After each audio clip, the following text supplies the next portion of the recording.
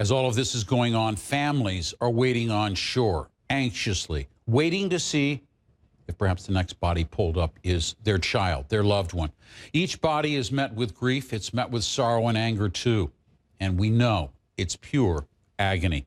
Joining us to talk a little bit more about what they must be going through is psychologist James Thompson. Dr. Thompson, thank you so much for being with us. Thank you, Jim. How are the families, how do you approach them? People are afraid even to talk with them because they know how overwhelming is their grief. Absolutely. To lose your child is to lose your future.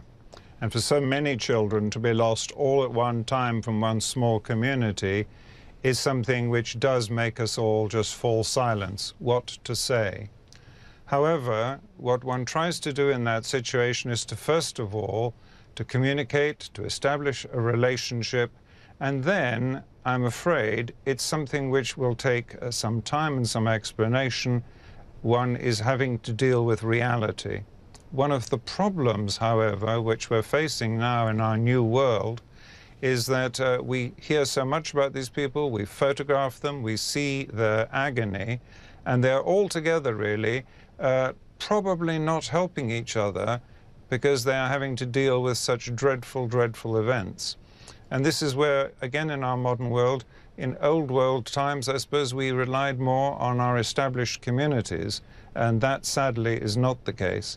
So what we're seeing now is someone, quite understandably, all these families, extremely angry at fate. Fate has done this to them, and it is profoundly unfair.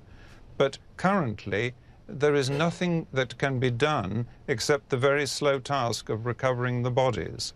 And so their anger is understandable, and yet they have to wait, and those who are closest to him have to help them understand what has happened, the reality of the events. You know, when we look at this, you know, I'm reminded about Malaysia Flight 370 as well. Families had a hard time accepting it. There wasn't a local community. It was an internet community and offered them all kinds of hope with these fantastic conspiracies. In this case, people are saying we're hoping we can find somebody still alive in an air pocket. And we know that's hoping against hope. So what are authorities to tell them? Well, first of all, we all want an air pocket somewhere for our loved ones. We do really want to believe that they've got through it all right, and that is standard. However, the authorities on this one are really in a great difficulty because they have to tell the truth, and they have to tell the truth quickly, which is no one is going to be brought out from this alive. This is a recovery of bodies operation, which is very important, but we cannot save any lives. So unfortunately, what has to be done, I hope, away from the cameras and on a timely basis, is to say, yes, this is the end. This is a tragedy, but we will do what we can to try to find your child's body. This is very hard stuff, and quite understandably, people are enormously distressed, and I think they should be shielded from expressing that distress in public, and other families have to be shielded from it as well. You don't think the media should be there? You know, the media always likes to think of itself as, you know, we help you, you air out your feelings, you tell the world about your loved ones. Let's try to get what used to be the case, which is respectful distance.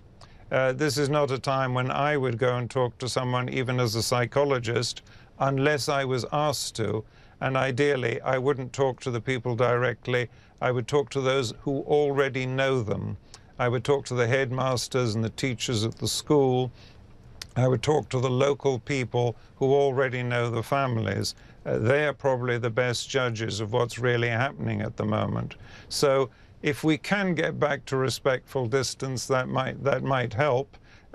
We have to give them the news as accurately as possible, and good media, of course, knocks out silly conspiracy theories. So we do have to report, but perhaps we shouldn't be so close when someone is in distress, yelling out something which you and I would do if we were in that situation, but we might not want everyone else to see.